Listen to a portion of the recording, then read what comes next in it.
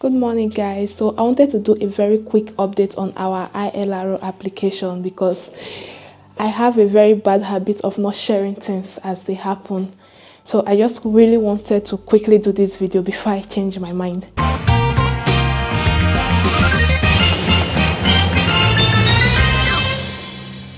I'm trying to talk slowly and quietly so that I don't wake up my daughter. So anyway, I'm just going to set this down.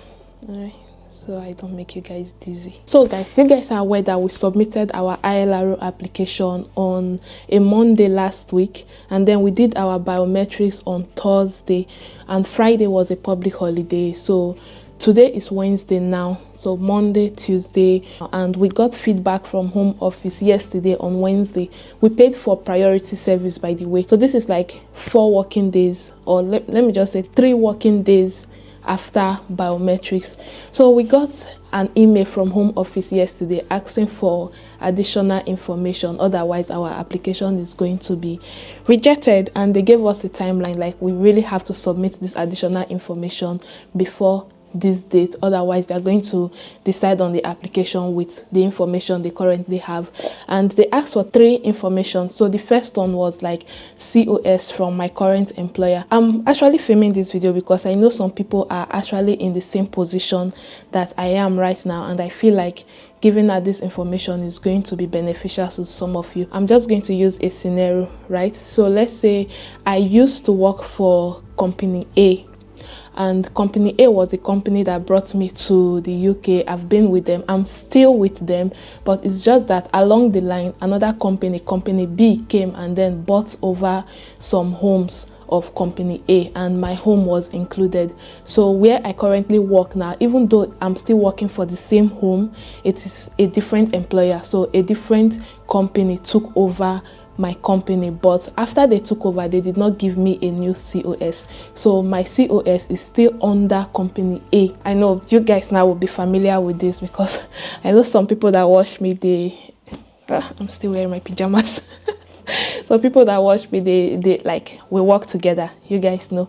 So anyway, I did not get a COS from company B, and when I was doing my ILR application, I uploaded the COS from company A. Actually, when I even uploaded it, as I was applying, there was an issue. So when I was trying to submit my sponsor license details, they told me that that sponsor license is not coming up. So I had to like send an email to the head office of my current company, that is company B, to ask them for their sponsor license, because remember, I'm still using COS from company A. So company B sent me their sponsor license number, which I used, and then uploading document, I uploaded my COS from company A as usual. Like I thought that should cover it. So although I also attached an explanation that company B has taken over company A, but I'm still using the COS from company A. So I thought that would like resolve everything. But yesterday they sent me an email and they were like, they want a COS from company B.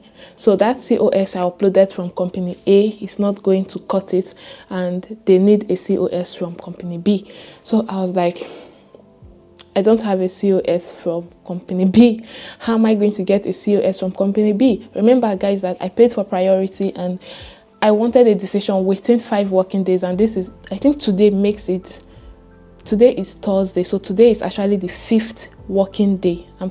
You'll probably see this video after this whole thing has been resolved, because I'm not going to share this video until I get to the bottom of this. So if you're watching this video right now, it means that I have gotten to the bottom of this. And so I sent an email to the head office again that yesterday when I got the letter, when I got the email from home office. So I sent them an email that, look, I need a certificate of sponsorship from company B because home office is rejecting the COS from company A.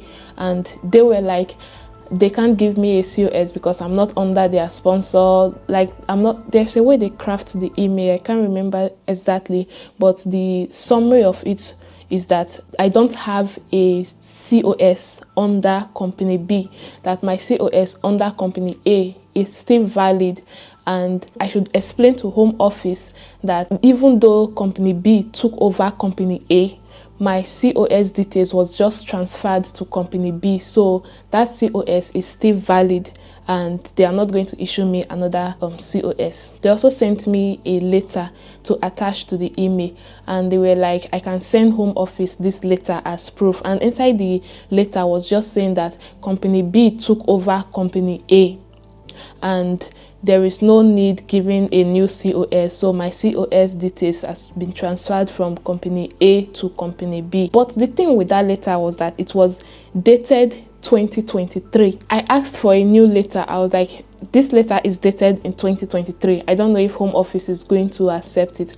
And she replied me back that that the date has to be 2023 because that was the date that the company B took over company A. So the letter is valid. I should send it to Home Office like that. You know, when Home Office asks for additional information for a particular visa application, they are going to send you another email, so you cannot like go back to your portal and start uploading the additional information because that portal is already closed. So they sent me another email to like send the required documents there. So I uploaded that email, that attachment from company B, from head office company B. So I attached it to that email and then also sent a screenshot of the message that they sent to me. Like the message was just saying that I don't have a new COS under company B and the one from company A is still valid and Home Office is aware of it.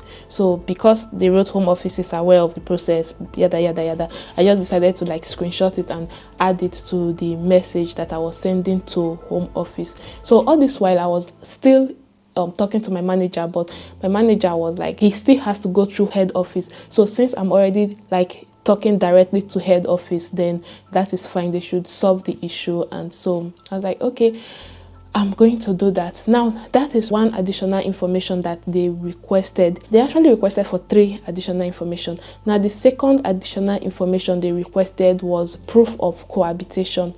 So I applied for ILR with my husband. We've been here together for 5 years now, so he was like eligible for ILR as well. So we applied together, and for when you are doing the application, like when you are uploading your documents, they will say proof of accommodation, proof of cohabitation, that you are still in a genuine relationship with your partner. So actually we uploaded a joint account statement in the first application. So the joint account statement was like, it had the 2 of our names. My name and my husband's name were in the bank statement, obviously, and you know, the bank statement was addressed to my current home address. So I was like, that should cover for proof of cohabitation. And apart from that, I also uploaded 2 letters because the Home Office also said that we should attach letters addressed to 2 of us when uploading the document. So I think the mistake I did there was attaching a letter that was addressed to me separately and then another letter that was addressed to my husband separately. So I think what they were looking for was actually a letter attached to, like, addressed to the 2 of us at the same time. So let's say I'm receiving a letter from the bank, and then the bank has to like say this letter is sent to Mrs. this and Mr. this. So the 2 of us, our names have to appear on that letter. I think that is what Home Office is asking for. I didn't know at the time, so I attached individual letters but sent to the current home address. So it has the same house address, just that there are 2 different letters. So that was what I uploaded, but Home Office did not accept that. So Home Office was like, we have to send a proof of accommodation within the last 2 years. And I also uploaded a house contract. The first application, I uploaded a house contract from our previous house address, but because we left that house in December 2022, I think they probably thought like, oh, it's not recent, so many things must have happened. But my own understanding then was that, okay, I'm going to attach this house contract because our names and signatures are there to prove that we started together in 2019, and then these 2 letters that is sent to our current home address should make up for the remaining 2 years. And they did not really accept that, so they asked for another proof of cohabitation. So what I attached to this new email that I sent to them yesterday was this current housing contract. But the thing is that we started living here in December 2022, so it's not even up to 2 years. So from December 2022 to March 2024, that's like 1 year 3 months thereabout. So it's not even up to 2 years, but well, that is what I have. So I uploaded that. Then the third additional information they asked for was the English certificate for my husband. So you guys are aware that if you are applying for ILR, you have to pass an English exam. But because we are healthcare workers and for nurses, we did the IELTS exam before coming to the UK. So we are not required to write another IELTS exam again. So my husband had to write his own English exam, but he did not do the IELTS. He did the set B1 or B2, I don't know, but it just tested him on his speaking and listening. I think that was what they were looking for. So he did that exam, but when we were doing the application, they did not really ask for a certificate. They only asked for the reference number. Like, you know how you have the unique reference number after you pass your Life in UK test? So they sent him a unique reference number as well after he passed the English certificate. So that was what I uploaded to that application that I submitted. But now they were like, they want the English certificate for that particular English test. The thing is that when I even got this email from Home Office, I was not even at home. Guys, I was not even at home. I went out. The luck I had was that I was with my tablet, and when I apply for visas like this, I like all the documents that I uploaded, I like putting them in a folder. So I actually titled the folder ILR application, and then I uploaded all the documents that I uploaded to Home Office, to UK VI portal. So I sent that folder to my flash drive. I always have it with me when I'm applying for a visa application, or like when I'm doing anything really serious. So I have all those things handy so that no matter where I am, I can easily access them. So I think that was the luck I had. I had my tablet with me and I had my flash drive in my bag. So when they were asking for all these extra documentation, the first thing I did was to like put the flash drive in my tablet to try to find out if I have those documents. So luckily I had some documents. So like this English certificate, it should be the certificate, but it's just titled notification. But I think the notification and the certificate should be the same thing. I attached that English certificate to the new email that I was sending to Home Office to meet up with these extra additional documents that they were asking for. So these were the 3 extra documents that they asked for. That's a COS from my current company, that is company B, even though my COS was still under company A.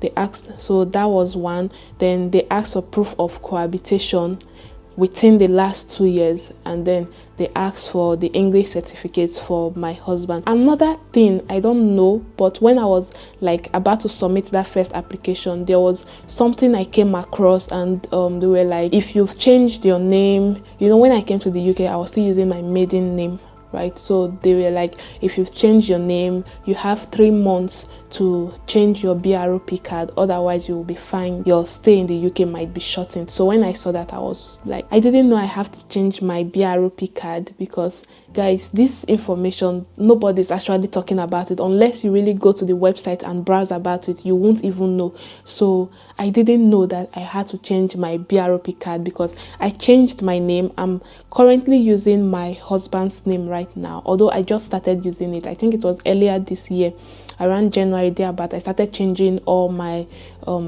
my papers, like all my accounts, my bank accounts, my driver's license, everything. I started changing them to my husband's name. Even right now, my driver's license is still in the process of being changed to my husband's name. I don't even have my driver's license right now because they're trying to change it to my husband's name. So I just started doing all that changes recently. I'm actually going to do another video about how to change your name in the UK from your maiden name to your husband's name. I'm just waiting for everything to be done before I film that video. So the problem I have is that my passport, because I started changing from my international passport first, because every time you go and say you want to change your name, they are first of all going to ask for your international passport, and if your passport is still bearing your maiden name, they won't go ahead and change it. So they will ask you to change that name first. So I started with my international passport. So I changed the name in my international passport to my husband's name, and that was in July.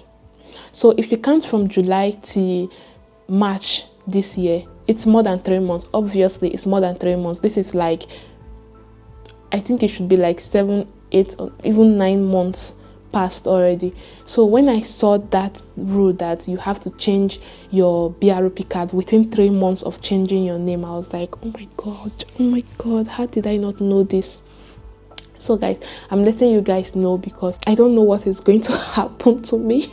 I don't know if they are going to fine me that £1,000. I don't know. I hope it's, in fact, I hope it's even a fine, because I don't want to even think of the other part that says your stay in the UK might be shortened. I don't even want to consider that at all. If it's fine, I'll bear it that, okay, I did not know, it was my fault, and I'll pay the fine. But hopefully when they sent that email, they did not actually say anything about the name. And also when I went for my biometrics, I also told the lady that was taking my biometrics that I changed my name, but I didn't know I had to change my BRP card as well. And she was like, that should be fine. If Home Office wants to say anything about it, they'll send me an email directly. So luckily that was not included in the email, or maybe it's too early to jubilate about that, but I don't know. Anyway, before you see this video, I should have settled everything and I should have gotten my ILR, hopefully. So anyway, this is where we are right now. So I sent that email yesterday. I'm hoping that today is Thursday. I'm hoping today, Thursday, 21st of March, right? My ILR application was actually due on the 5th of March, but I didn't want to rush it. We delayed to this time because of the whole, if you apply early, it might be refused, and we paid for priority. I didn't want that money to be wasted. So we delayed to this point to actually apply and then paid for priority. So hopefully today, I'm going to be checking my email like every minute today. So hopefully today we should hear back from Home Office, and I really hope that they accept that explanation from my employer. I hope that they accept the proof of accommodation, even though it's not up to 2 years. And well, there it is. I'm a bit scared of this whole issue now, but the other thing that is calming me down is that I have a plan B. This is what I've always been saying, like, have a plan B. You guys know that I'm already registered as a nurse in US, and the reason why I have not gone to US yet was because I wanted to get my ILR and get my British citizenship. So if it doesn't work out, that's my next option. I'll just start applying for jobs in US and I'll just move to US, but I really hope it doesn't come to that point. So you guys wish me luck. Wish me luck. I'm going to come back with testimony. By God's grace, I believe that this is going to be sorted out. So anyway, I'm going to check my baby now. I'm surprised that she has not woken up. She's usually an early waker. She usually wakes up early. By the time I get back from work, most of the time she's already awake. So that is where we are now. Wish me luck, guys. I hope things work out well. Alright, I'll see you guys in my next video. That would be the next video of congratulations, I got my ILR. But yeah, we'll see how it goes. Wish me luck. Stay fabulous. Bye.